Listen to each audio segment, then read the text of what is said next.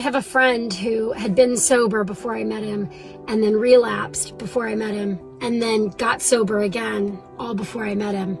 And recently I asked him, what happened on that relapse? Like, why did you relapse and what happened?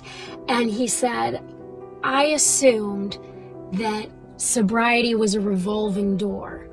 And so I just walked out assuming that God would give me the grace to just come back into sobriety.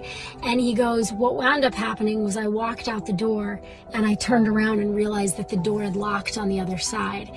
And I stayed out drinking for 7 years before I found sobriety again, is what he told me. And it got me thinking about all of this grace that we feel entitled to, grace that we feel God is obligated to give us when we mess up, when we know we're messing up. Like, the first one is understand, like, that's grace. We didn't know any better.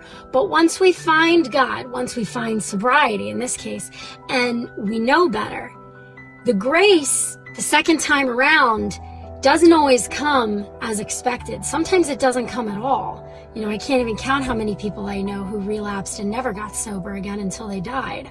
God is not obligated to give you the same amount of grace he did the first time. So just keep it the first time is my best advice.